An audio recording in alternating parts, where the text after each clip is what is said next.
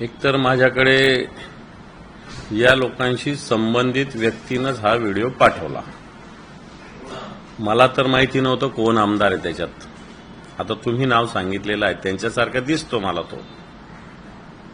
आणि मी तर म्हणेल समोर जो कोण व्यक्ती आहे तो पण कोण आहे तपासला पाहिजे।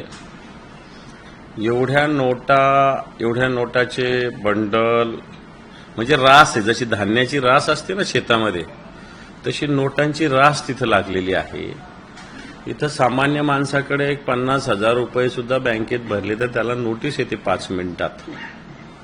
5 मिनिटात म्हणजे फार वेळ त्याला लागत नाही। बँकेत तुम्ही पैसे भरा 50,000 फक्त, तरी बँक नोटीस पाठवते। एवढा पैसा कुठून आला इन्कम टॅक्सवाले बघतात आणि मग एवढा नोटांचा ढीग, रास ज्याला म्हणता येईल, आणि हा नोटांची रास संदर्भात हे महोदय कोणाशी बोलतायत आणि ती सगळी रास जमा करणारी व्यक्ती कोण आणि ती कुठली तेही समोर येईल। पण आत्ताच्या घडीला मी एवढंच समोर आणलेलं आहे की अशा पद्धतीनं शेतकऱ्यांसाठी कर्जमुक्तीसाठी या सरकारकडे पैसा नाही, कॉन्ट्रॅक्टर्सचे बिल द्यायला या सरकारकडे पैसा नाही, आणि एवढ्या नोटांच्या ढीगच्या ढीग यांच्या सत्ताधारी पक्षाच्या लोकांकडे आहेत। मी हे जनतेच्या समोर आणलेलं आहे, कारण आधी अशाच पद्धतीनं जे संजय शिरसाट आहे संभाजीनगरचे, यांच्या घरातला व्हिडिओ, आता घरातला व्हिडिओ तर बाहेरचे माणसं नाही काढू शकत ना, त्यामुळे घरातला व्हिडिओ समोर आला होता की नोटांच्या बॅगच्या बॅग भरलेल्या।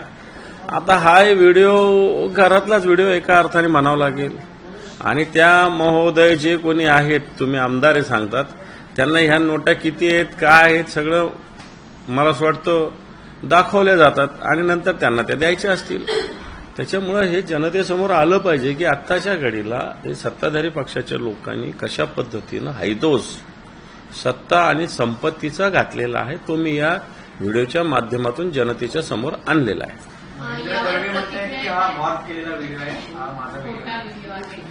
मला असं वाटतं याला पोलिसांना आपण सांगितलं तर त्यांनी सांगावं, मग पोलिसांकडे जावं आणि पोलिसांना याची चौकशी करायला सांगावी असं मला वाटतं। जर पोलीस माझ्याकडे आले तर मी सगळ्या गोष्टी डिटेल त्यांना सांगेल। मग महेंद्र दळवींनी जर मॉब केलेला व्हिडिओ असेल त्याची पोलिसात तक्रार करावी आणि पोलिसांनी निष्प्रभपणे याचा तपास करावा, आणि जर माझ्याकडे चौकशीला पोलीस आले तर मी त्यांना या संदर्भात व्यवस्थित उत्तर देईल।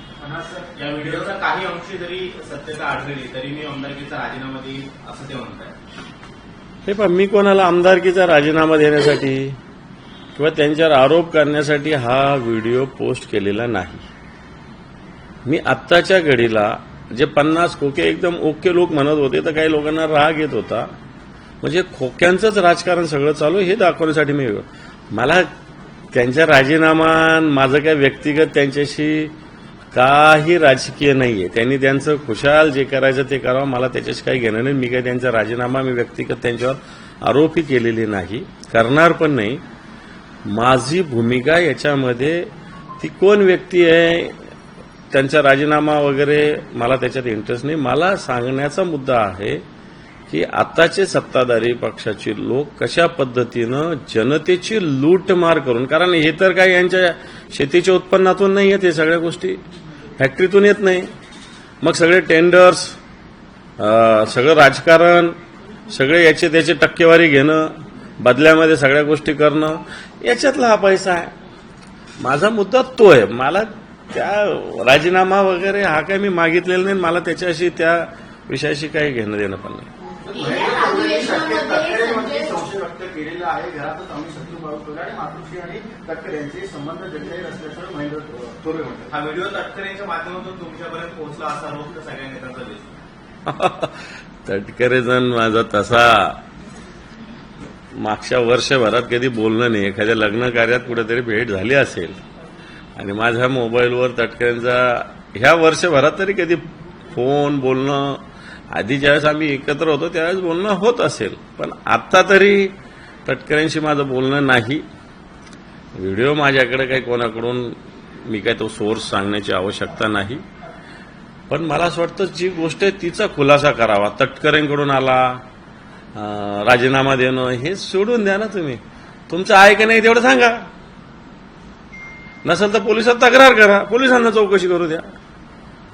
गेल्या पण हे सगळे अधिवेशनात नेते संजय एकीकडे शिरसाट म्हणतात- यांचा देखील व्हिडिओ असाच व्हायरल झाला होता. मात्र त्यांच्यावर कुठल्याही प्रकारची कारवाई केली गेली नाही. आता तुम्ही महेंद्र दळवी यांचा व्हिडिओ पोस्ट केलाय, त्यांच्यावर कारवाईची अपेक्षा करता का तुम्ही? म्हणता राजीनामा नाही पण निदान कारवाई.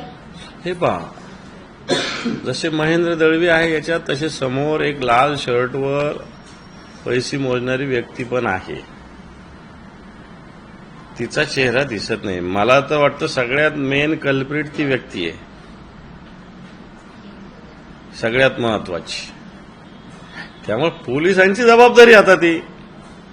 पोलिसांना या सगळ्या गोष्टी सहज कळू शकतात जर ठरवलं त्यांनी शोधायचं तर. आणि मग पैसे कुठून आले, काय आले, किती आले हे पोलीस तपासू शकतात. आणि अधिवेशन ठीक आहे, अधिवेशन आहे, अधिवेशनात विषय होईल. संजय शिरसाटांचा त्याच व्हिडिओ मान्य संजय राऊत साहेबांनी केला होता.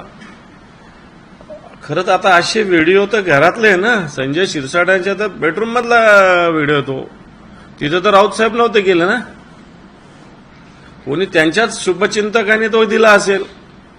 त्यांच्या पक्षातला असू शकतो, त्यांच्या घरातला असू शकतो.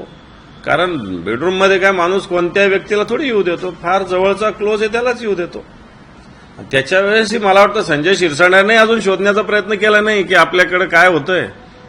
आणि आता याचाही मला असं वाटतं नुसतं तटकरे राजीनामा देईल या विषयाशी आम्हाला काही घेणं नाही. या विषयाची चौकशी व्हावी एवढंच आमचं म्हणणं आहे. समोरची व्यक्ती नेहमी म्हणताय, समोरची व्यक्ती लालपरीमध्ये समोरची व्यक्ती आहे. स्पष्टपणे असं म्हणताय का की समोरच्या व्यक्तीचा तर शोध घ्यायलाच हवा. मात्र व्हिडिओमध्ये जे दिसत आहे तुम्ही आम्हाला दाबले असं म्हणताय की बाबा ते महेंद्र दळवींसारखे दिसत आहेत. तुम्ही स्पष्ट नाव घेताय का त्याचं? महेंद्र दळवीच दिसत आहेत ना ते. हा.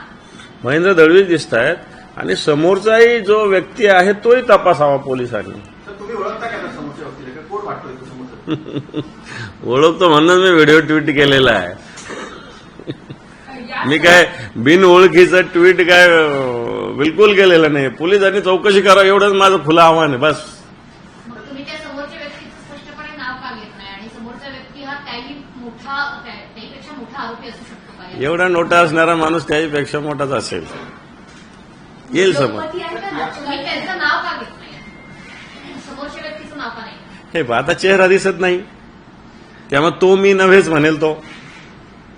आता पुढचा त्याच्या चेहऱ्याचा येईल त्याच बघूया. मग कंत्राटदार आहे, राजकारणी आहे की औद्योगिक? नाही, मी आता त्याच्यात तुम्ही मला आतमध्ये नका पोहोचू नका तिथपर्यंत. या व्हिडिओचा भाग 1 आलेला आहे, भाग 2 सुद्धा याच अधिवेशन काळामध्ये गदारोळ निर्माण हे पण मला अधिवेशनाचा हा मुद्दा नाही. मला ही महाराष्ट्राची संस्कृती खोक्यांची कशा पद्धतीने यांनी केलेली हा माझा मुद्दा आहे. याच्यातला अधिवेशनात काय होतं, सरकार काय घोषणा करतं, आम्ही काय प्रश्न विचारतो हे मला सगळं माहिती आहे. त्याच्यातून काय निघतं हे मला चांगलं माहिती आहे.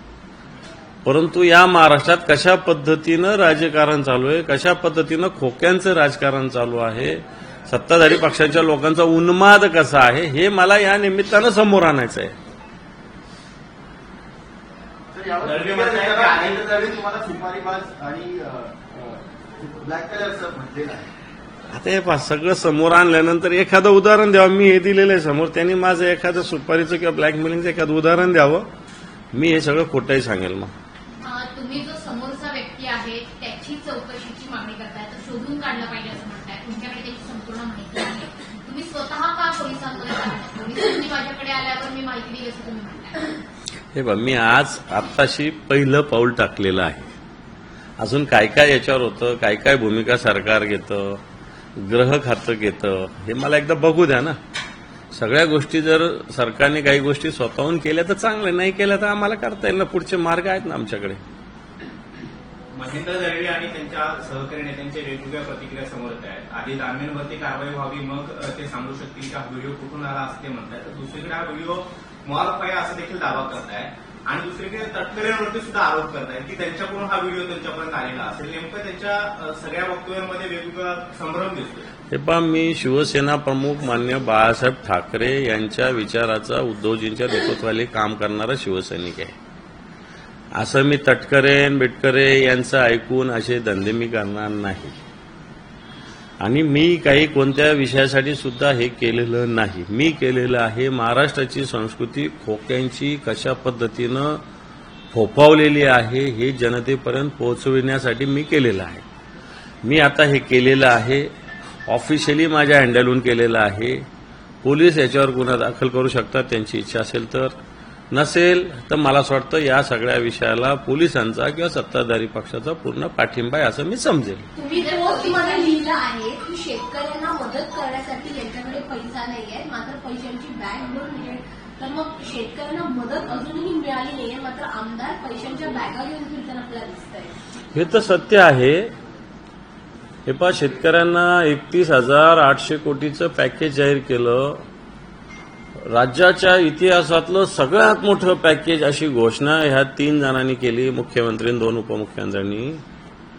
अधिवेशन चालू आहे. अधिवेशनाच्या पटलावर यांनी आतापर्यंत किती रक्कम कोणत्या कोणत्या जिल्ह्यात किती शेतकऱ्यांना दिली खुलासा करावा.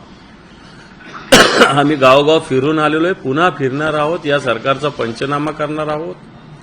घोषणा करतात हेक्टरी वेगळी, प्रत्यक्षात मदत वेगळी आहे.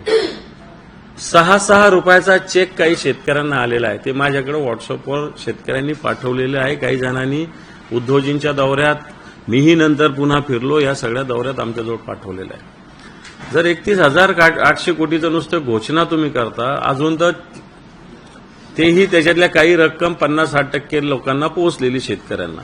पण डिक्लेअर हेक्टरी समजा 18-36,000 असेल तर पोहोचली 5,000. डिक्लेअर 8,500 असेल तर पोहोचली 500 रुपये. ही काही रक्कम आहे? आणि त्याच्यातल्या 30-40% लोकांना तर अजून रुपया सुद्धा पोहोचलेला नाही, हे मी दाव्यासहित सांगतो. म्हणून अधिवेशन चालू आहे. सरकारने पटलावर किती मदत किती जिल्ह्यामध्ये मिळाली हे जाहीर करावं. दुसरी गोष्ट, केंद्र सरकारकडे अहवाल पाठवला. केंद्रीय मंत्र्यांनी सांगितलं की अहवाल आला नाही. दुसऱ्या दिवशी त्यांनी खुलासा केला की अहवाल आला. केंद्रीय मंत्री शिवराज सिंह चौहान यांच्या हेतूविषयी, प्रामाणिकतेविषयी बिलकुल आम्ही शंका घेऊ शकत नाही. शिवराज सिंह चौहान अतिशय प्रामाणिक व्यक्ती आहे, प्रामाणिक मंत्री आहे, शेतकऱ्यांचा कणवाळा असणारे मंत्री. याच्याविषयी मनात शंका असायचं काहीच कारण नाही.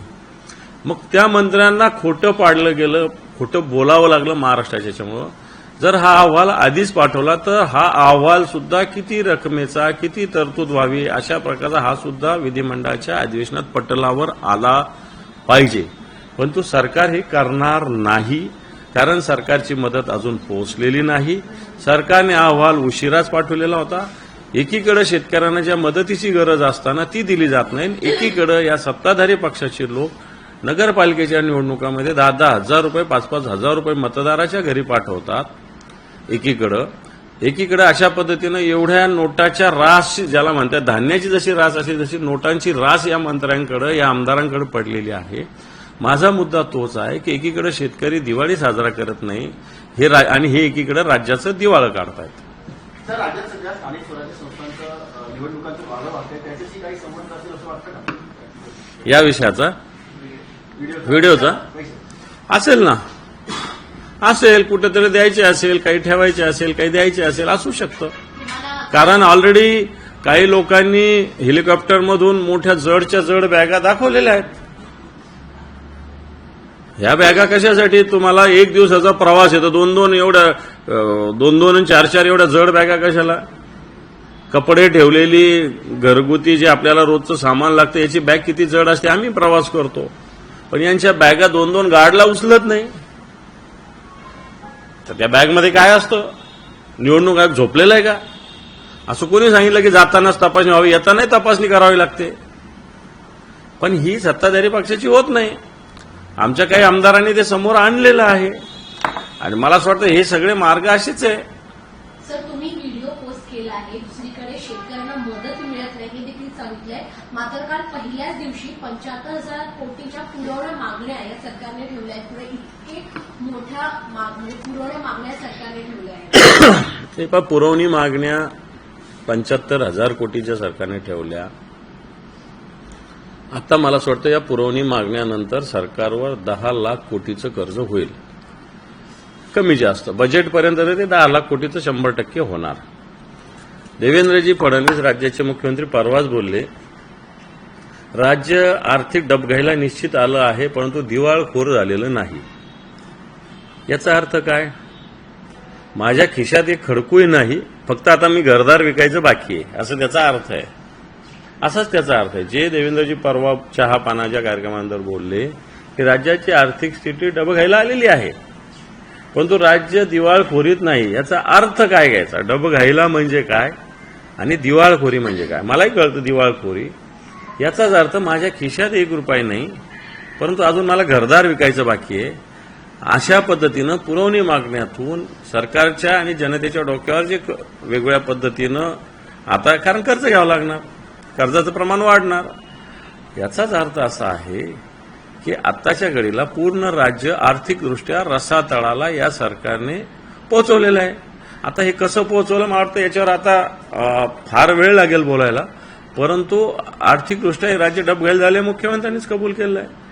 आणि मग तुम्ही जर डबघाईला आलं म्हणता तर तुम्ही पैसे देणार कुठून? लोकांना फसवताय तुम्ही. सर, हा मुद्दा तुम्ही उपस्थित केलाय, मात्र पहिल्यांदाच असं होतं की दोन्ही सभागृहामध्ये विरोधी पक्षनेता नाहीये, या संदर्भात आवाज उठवण्यासाठी. नाही, बिलकुल विरोधी पक्ष नेते तर झालेच पाहिजे ना. एक संसदीय तुम्हाला याचा अर्थ लोकशाही तुम्ही बाबासाहेबांचं संविधान म्हणता, संविधानामध्येच लिहिलेलं आहे सगळ्या गोष्टी. कोणतंही राज्य असो, कोणतीही संस्था असो, विधिमंडळ असो, संसद असो, विरोधी पक्षनेता असलाच पाहिजे. विरोधी पक्षनेता डोळ्यात तेल घालून सरकारच्या कामकाजावर नियंत्रण ठेवतो, नजर ठेवतो. किंवा नाही नियंत्रण आलं तर नजर तर ठेवू शकतो, परंतु सरकारला ते सुद्धा नकोय. सरकारला ते सुद्धा नकोय. आणि म्हणून दोन्ही सभागृह विरोधी पक्षनेत्या विना आत्ताच्या घडीला आहे. संतोष देशमुख यांच्या हत्येनंतर हॉस्पिटलमध्ये जे फोटो काढले होते ते पहिल्यांदाच समोर आले 1 वर्षाच्या काळानंतर. तर आता मनोज जरांगे पाटील मागणी करतायत की धनंजय मुंडेंवर कारवाई करावी अजित पवारांनी. धनंजय मुंडे यांना सह आरोपी केल्याशिवाय धनंजय देशमुख केस स्ट्रॉंग होऊ शकत नाही. उलट आत्ताच्या घडीला मी कोणाचं नाव नाही घेणार, योग्य होणार नाही, की आत्ताच्या घडीला वाल्मिक कराडला जामीन मिळावा असा प्रयत्न सत्ताधारी पक्षाकडून आणि विशेषतः धनंजय मुंडे यांच्याकडून होत आहे.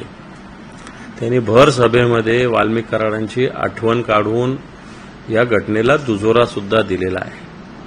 जे वकील याच्यामध्ये केसमध्ये लक्ष देत आहेत त्या वकिलांचंच हे मत आहे की राजकीयदृष्ट्या वाल्मिक कराड यांना या केसमधून पूर्णपणे बाहेर काढण्याचा प्रयत्न धनंजय मुंडे यांचा चालू आहे. आणि त्याला अजितदादा साथ देतात की नाही देतात हे मला माहिती नाही, देऊ नये त्यांनी, अजून मला याची माहिती नाही, परंतु धनंजय मुंडे असा प्रयत्न करतात हे सत्य आहे. या सगळ्या व्हिडिओच्या वादावरून आता अशी प्रतिक्रिया सगळ्या या शिवसेनेच्या नेत्यांकडून केली जाते की आता रायगडनं छत्रपती संभाजीनगरला आव्हान दिले ते अंमलदारांनी स्वीकारावं. गोगावले म्हणाले. काय आव्हान दिलं? इथून पुढे काय आव्हान आहे? नव्या वादाला आम्ही तोंड हे करतो. ठीक आहे, स्वीकारतो. काय असेल त्याचा वादाला तयारी आमची सामोरं जाण्याची, बिलकुल तयारी. सर, भ्रष्टाचार को लेकर क्या कुछ होता है? कौन से? आपने जिस तरीके मैंने जो भूमिका रखी है मेरे ट्विटर हैंडल के माध्यम से, इसमें जिस प्रकार पावर में जो पार्टी के लोग हैं किस प्रकार सत्ता संपत्ति का प्रदर्शन कर रहे हैं, सामान्य आदमी को बैंक में 50,000 रुपए डालना या निकालना भी बड़ी मुश्किल होते वक्त ऐसे लाखों करोड़ों रुपए एक जगह रह कैसे सकते हैं? उससे बात करने वाली व्यक्ति कौन है? वो सत्ताधारी पार्टी के है क्या? सामने वाली व्यक्ति कौन है? इसमें सरकार ने पूरी तरह एक प्रकार की जांच करने की आवश्यकता है. हम ये कहते आए हैं कि किसानों की हालत खस्ता है, किसानों को कोई मदद सरकार नहीं दे रही है, और दूसरी तरफ पावर में जो पार्टी के लोग बैठे हैं वो इस प्रकार पैसों का, संपत्तियों का इस प्रकार का प्रदर्शन कर रहे. ये संपत्ति आती कहाँ से है? क्योंकि हमने पहले ही जिस टाइम गद्दारी शिवसेना से हुई थी, बगावत हुई थी, गद्दारी हुई थी, बगावत नहीं कहेंगे हम उसको, गद्दारी थी, वो उस वक्त जनता में 50 होके एकदम होके एक घोषणा आई थी, उसका गुस्सा इन लोगों को आता है। अब ये इतना सब है तो ये सही है ना, ये सब बातें, ये 50 क्या 500 होके वो आ सकते, इतने सब पूरे नोटों के ढिगार जिसको बोलता है, हिंदी में क्या बोलते हैं मुझे नहीं पता, लेकिन इस प्रकार का अगर हो रहा है तो ये कहां से आता है? ये तो भ्रष्टाचार से आता है। ये तो कोई किसी ने खेती के उत्पन्न से नहीं लाया है, किसी के फैक्ट्री से इनकम में से नहीं लाया है, कोई नौकरी में से नहीं लाया है।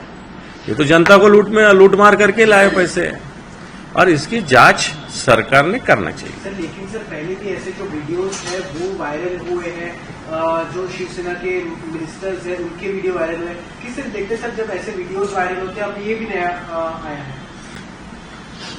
ये देखो, हमारा काम है जनता में जागृति करना, हम वो कर रहे हैं, बाकी जनता तय करेगी, बाकी जनता तय करेगी। हमने पीछे भी हमारे नेता संजय जी राउत साहब ने ये वीडियो सामने लाया था, उस पर तो सरकार ने अभी तक कुछ किया नहीं, कुछ कर रहे होंगे गुप्तता से तो वो मुझे पता नहीं है, लेकिन इसमें तो भी सरकार ने कुछ करना चाहिए इस प्रकार का। चलो ठीक है, मेरे खुद के पैसे बता दो, कोई प्रॉब्लम नहीं, तुम्हारा इनकम होगा तो तुम बता सकते हो, उसको क्या छुपाने की जरूरत क्या है? अगर मेरा उत्पन्न उतना होगा, इनकम उतना होगा तो मैं बता सकता हूं, उसको कोई डरने की जरूरत नहीं है। वो होगा तो उन्होंने सरकार ये लोगों ने वो बताना चाहिए। उल्टा ये अलग अलग आरोप प्रत्यारोप कर रहे हैं। मैं बोलता हूं जिस इश्यू हमने रखा है उस पर बात करने की जरूरत है। आज किसानों को मदद नहीं मिल रही है, बच्चे बेरोजगारी से घूम रहे हैं, उनकी स्कीम लाड़का भाव बंद, लाड़की बहन हजारों करोड़ 10-20 लाख महिला कम, ये तुम कर रहे हो, और ये पैसा कहाँ लेके जा रहे हैं, किसका है? इसका मतलब तुम जनता को लूट के खुद के घर भर रहे, लेकिन जनता को रास्ते पे ला रहे। लेकिन सर इसके पीछे किसका नाम सामने आता है? आपको भी शायद इसमें पता होगा। किसका नाम? मैंने दिया ना, किसका नाम क्या सवाल है? मैंने किया ट्वीट, तो मेरा वीडियो मैंने भेजा है, उसको क्या किसका नाम लूं मैं? मैंने खुद भेजा है। वीडियो में कौन व्यक्ति है जो पैसे दे रहे हैं, क्या लगता है आपको? ये देखो, आप ढूंढो, अब आपकी जिम्मेदारी हो ढूंढने की। मैंने ट्वीट किया है, आपको लगा कि पॉलिटिकल लोग है, आप उसको पहचानते होगे तो उनका नाम दे दो, और जिसका नाम होगा उसको पूछ लो। सर आप शिवसेना के विधायक महेंद्र दर्वी जी का नाम ले रहे हैं, इसमें क्या वही है इस वीडियो में आपको लगता है? मुझे तो उनके जैसे व्यक्ति लग रहे हो। सर पीएम मोदी का जो है पार्लियामेंट में ये स्टेटमेंट आया है, वंदे मातरम के डिबेट में उन्होंने ये कहा है कि कांग्रेस जो है वो वंदे मातरम को लेकर तुष्टीकरण की राजनीति करती है, वंदे मातरम के टुकड़े टुकड़े जो है कांग्रेस ने कर दिए और जबरदस्ती वंदे मातरम जो है मैं समझता हूँ, राजनीति में घसीटा था। मैं समझता हूँ, मैंने कल पार्लियामेंट में प्रियंका गांधी का भाषण सुना, उन्होंने वंदे मातरम गीत कितने इसका था वो बताया, वो किस प्रकार उन्होंने कम किया वो भी बताया। अभी महाराष्ट्र गीत है, ये महाराष्ट्र गीत अपने प्रोग्राम में कितने इसका होता है? मराठी हिंदी में भी कड़वा बोलते हैं ना, उसको क्या बोलते हैं? अभी महाराष्ट्र गीत जो है, जो सही जो है वो कितने पैराग्राफ का है, कितने लाइन का है और कितना गाया जाता है अभी?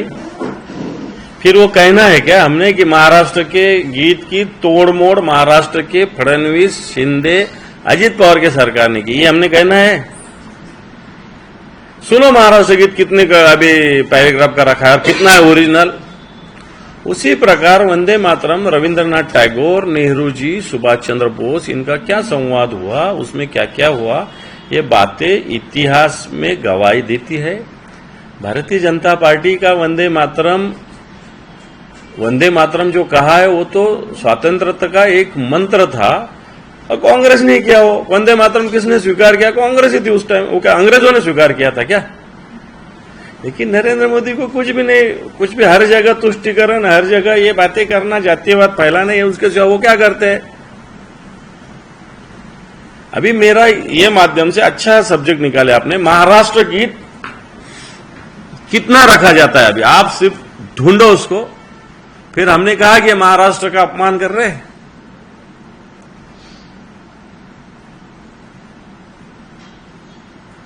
तुम्ही कसं आता सर एक मिनट सर अगर देखा जाए तो असेंबली सेशन शुरू है, असेंबली सेशन के बीच में जो है प्रताप सरनायक और भास्कर यादव उनकी मुलाकात होती है। उनका ऐसा कहना है कि ऑपरेशन टाइगर शुरू है करके। किस तरह देखते सर जब ऐसे ये देखो, अधिवेशन में ऐसे सब लोग मिलते हैं, इसमें कोई किससे मुलाकात हुई, किसी ने किसी को सेकेंड किया, बोल तो ऑपरेशन टाइगर शुरू हुआ, ऑपरेशन लायन शुरू हुआ, ऑपरेशन डॉग शुरू हुआ, कुछ भी बातें में कोई वैल्यू नहीं है। ऐसे सेशन में पार्लियामेंट का हो, अपने इधर का महाराष्ट्र का हो, ऐसे लोग सभी पार्टी के एक से मिलते जुलते हैं। मिलना जुलना कोई हमारी पर्सनल कोई किसी से दुश्मनी थोड़ी है, हमारा एक विचार की लढाई वो लढ रहे हैं हम सब। सर मराठीमध्ये सायनमध्ये 2 एकरचा भूखंड असलेला बीएमसीची जागा आहे आणि ती बीएमसी महानगरपालिकेने आता विश्व हिंदू परिषदेला 30 वर्षासाठी भाडेतत्वावरती दिलेली आहे। प्रशासनाने तशी मंजुरी दिली आहे, कसं बघताय आपण?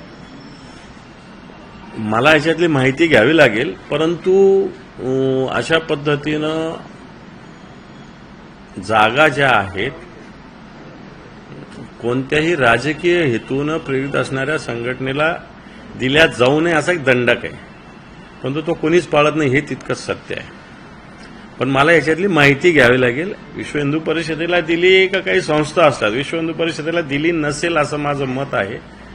काही ना काही एक स्वयंसेवी संस्था स्थापन केल्या जातात, त्याच्या नावावर त्या घेतल्या जातात, तशी ती घेतली असेल।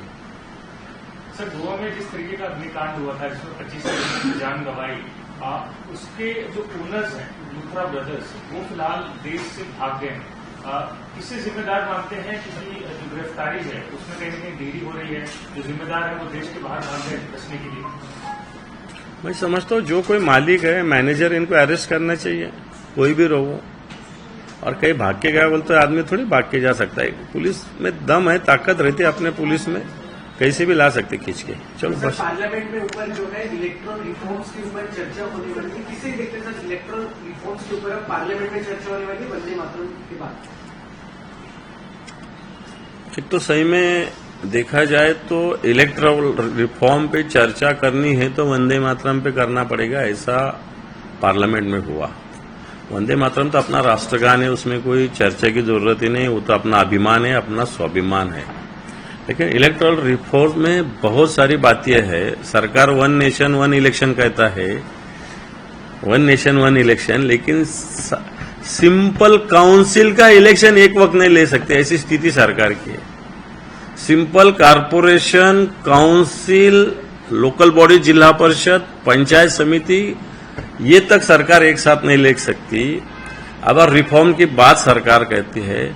इलेक्ट्रल जो अपनी वोटिंग लिस्ट है, 10-10 साल हो गए, लोग मर के एक्सपायर हो के, उनके नाम भी लिस्ट में से हटते नहीं है। जो लोग 10-10, 20-20 साल हुए हैं, एक जगह से दूसरी जगह शिफ्ट हुए, उनके नाम भी हटते नहीं है। ये सब इलेक्ट्रल रिफॉर्म में आता है। ये सब बातें इलेक्ट्रल रिफॉर्म में आना चाहिए। पूरे वर्ल्ड में हर जगह की कुछ देश की इस प्रकार अभ्यास करने के बाद अपने देश में भी ऐसी कोई तो भी अलग नीति लाना पड़ेगा। नहीं तो अपना क्यों 60% होता है वोट, क्यों 55 होता है, क्यों 43 होता है। रिफॉर्म में तो मैं समझता हूं कि हर देश के आदमी को तो सब में पहले तो वोटिंग 100% कंपल्सन, सब में पहले रूल आना चाहिए, बाद में सब बातें। अगर मैं वोटिंग नहीं करता तो मुझे अधिकार मांगने का देश से क्या अधिकार होता है। सब में पहले तो इलेक्ट्रल रिफॉर्म में मैं तो समझता हूं 100% वोटिंग ये सब में पहले लाना चाहिए। अगर मैं वोट ही नहीं करता और मैं सरकार को सिखाता हूं, मैं इसको सिखाता हूं, मैं ये हक मांगता हूं, मैं वो सुविधा मांगता हूं, तो ये मुझे नैतिक अधिकार नहीं है। मैं तो समझता शुरुआत ये इससे करना पड़ेगी। सर गोव्याला जी दुर्घटना घडलेली आहे त्यामध्ये जे मुख्य आरोपी आहेत त्याला फुकेटला गेल्याचं प्रकरण जरा समोर येत आहे। विशेष म्हणजे सध्या इंडिगोचं क्रायसिस चालू आहे, सामान्यांना विमान मिळत नाही आणि त्याच इंडिगोने 2 मुख्य सूत्रधार फुकेटला जातात। इंडिगो विषय स्वतंत्र आहे आणि हा विषय स्वतंत्र आहे। कोणी आरोपी अशा पद्धतीनं दुर्घटना होते आणि 25 लोकांच्या वर बळी जातात। मला वाटतं या सगळ्या याच्यातून सरकारने सगळ्याच गोव्यात घटना झाली म्हणून गोव्यापुरती न मानता याला युनिफॉर्म कोड सगळीकडे बनवले पाहिजे, आपल्या महाराष्ट्रात, मुंबईमध्ये सुद्धा। मागे असंच एका शाळेत दुसऱ्या मजल्यावर झाल्यानंतर काही रिफॉर्म आपल्याकडे झाले होते, परंतु तेवढ्यापुरते ते असतात।